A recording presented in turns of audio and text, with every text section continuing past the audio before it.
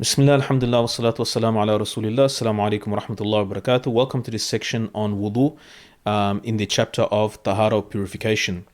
Now, in wudu, of course, as we know that there are two types of purifications.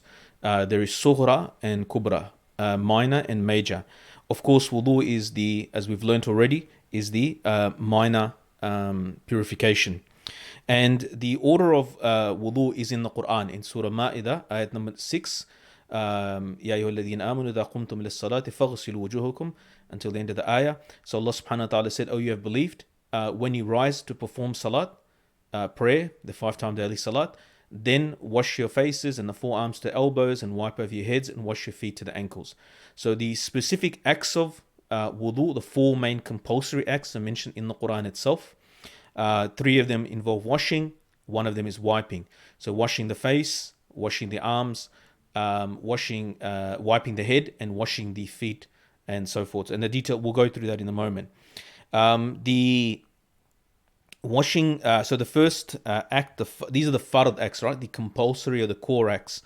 And also within the ayat, implicitly what is implied in the ayat is these to be done in order, which is also fard, and we'll go through that in a moment. And also to do this because it's a single act, then there shouldn't be a gap between the actions. So we'll go through that in a moment. So the first act is to wash Allah subhanahu wa ta'ala says to wash the face. The definition of the face is what's between the top of the forehead to the bottom of the chin. We could say, generally mention that the hairline, or where the hairline should be, put it that way. So roughly the top of the forehead to the bottom of the chin, and between earlobes or between the ears. So this is considered the face.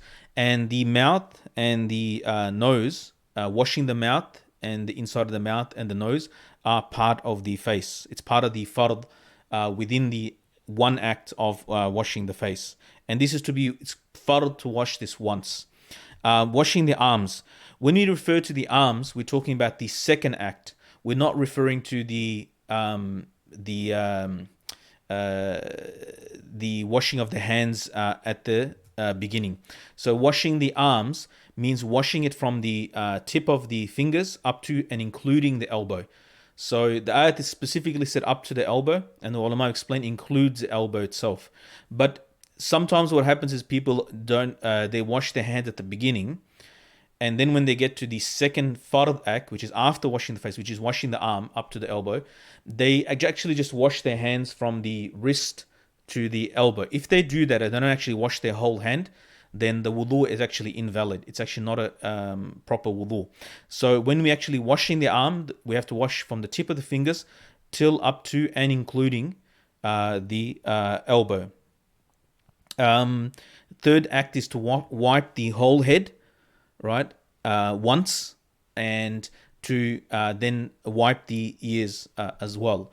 The ears are included as part of the wiping of the head, and it is compulsory to do so.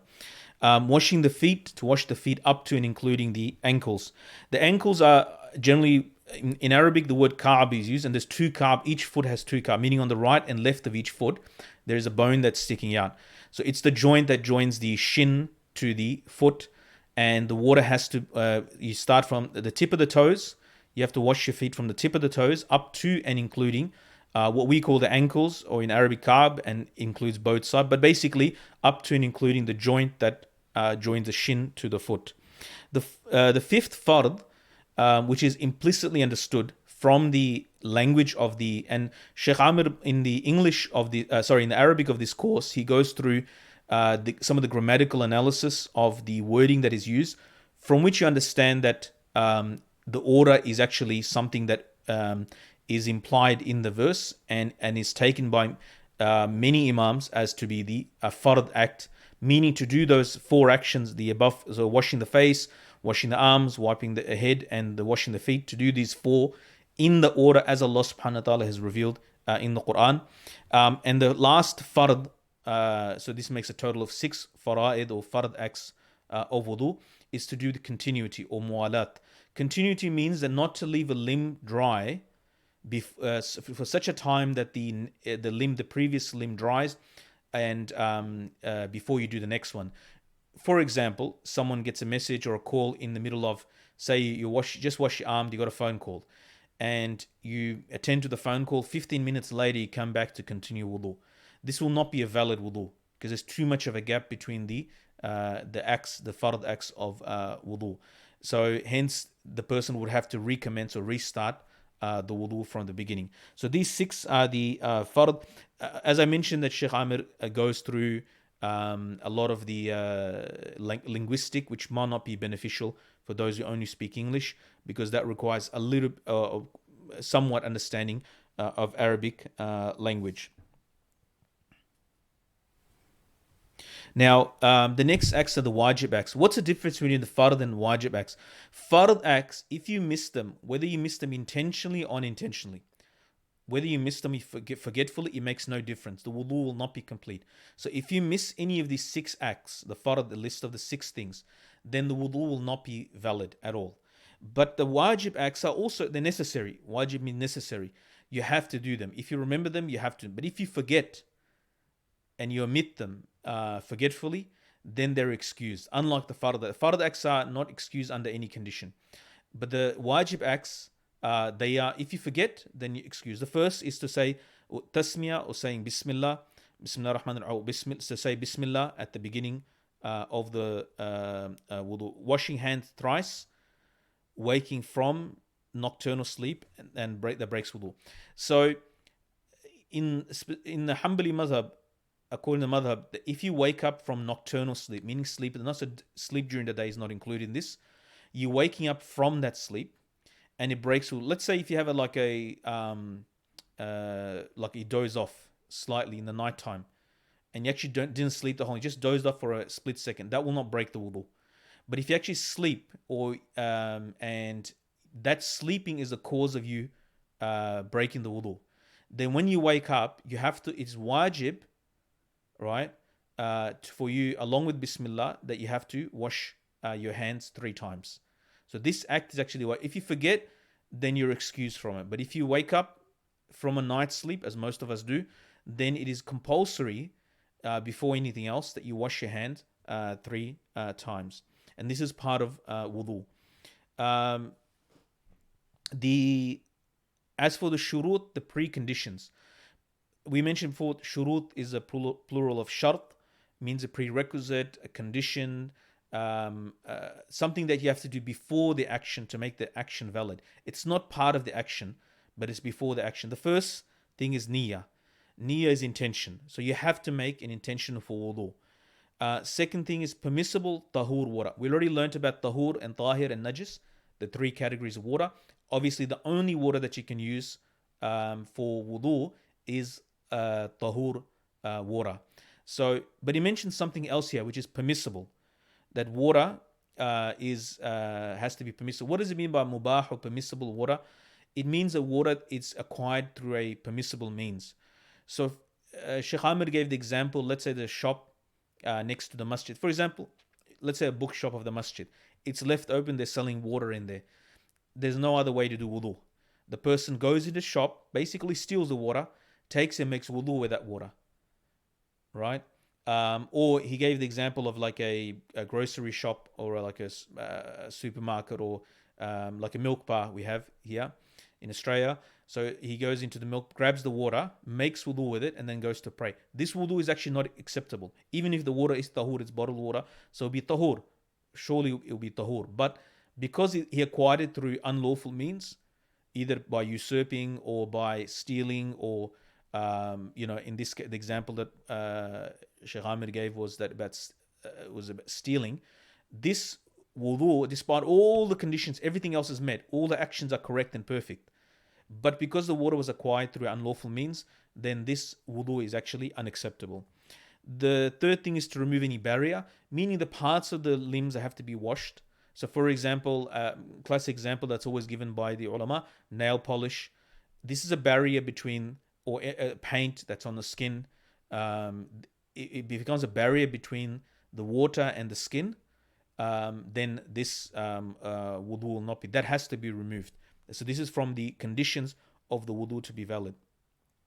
To be sound of mind, a majnoon, someone is mentally handicapped, is his wudu is not valid, and neither is he required to do it, and he's excused actually from wudu and salat and everything else. To reach the age of discernment, that was explained in the last session, and Islam. So age of discernment means tamiz, reach an age where they're not baligh, they haven't reached the age of maturity or puberty yet, but they have an understanding of what's right and wrong, what's clean and unclean. So they have an understanding, can differentiate between things. Islam, to be Muslim, obviously. And the last one, clean from that which is from two orifices. So if a person goes to urinate or defecate, they have to do istinja or stijmar. They have to either wash themselves with water or use something dry to clean themselves, for example, toilet paper. But they have to clean themselves from those two, as we generally call it, number one and number two, but from urination or defecation. The last section on wudu is regarding the sunnas. So sunnas, first sunnah mentioned siwak, using a miswak, a toothstick, to clean them out. These are sunnah acts, meaning if they're omitted, then you are. If they're omitted, then your wudu is still valid. But they increase the reward of wudu if you do these acts. Order within an act. So remember, we learned about here about doing the four acts. So we learned here about doing the fard acts in order.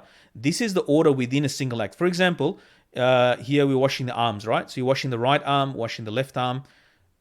If you do them in reverse order, wash the left, and the act itself is done properly within the main fard acts of wudu in the order.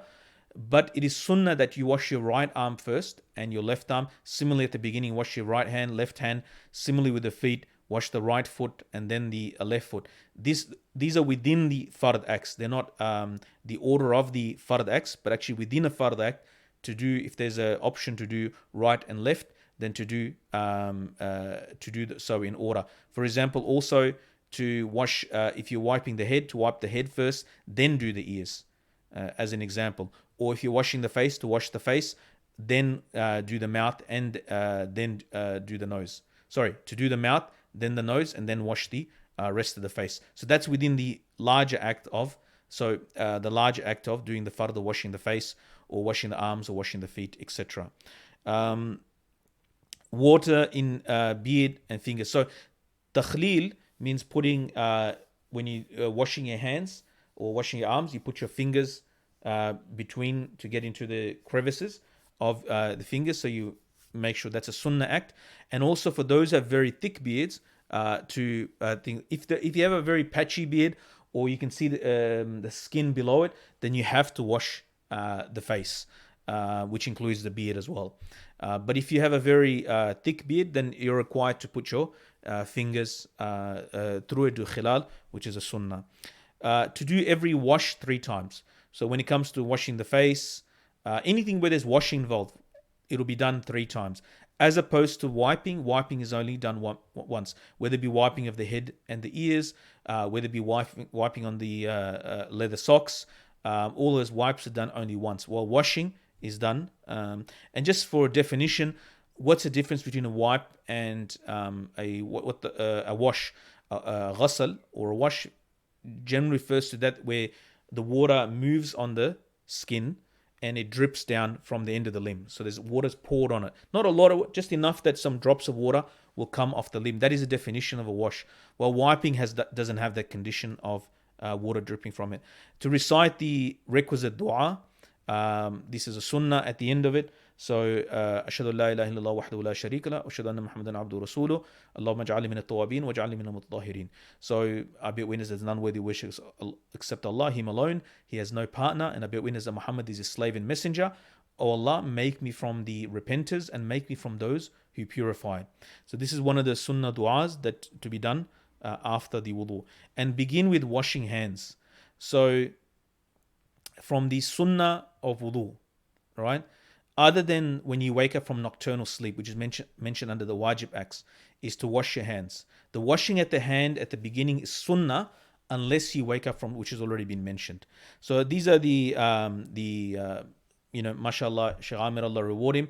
In this one slide, he's presented all the main acts that are required. There are more details in bigger books. There was something that he mentioned, interesting, last point I wanted to mention, that to do everything thrice. So the word that he used in word is tathlith.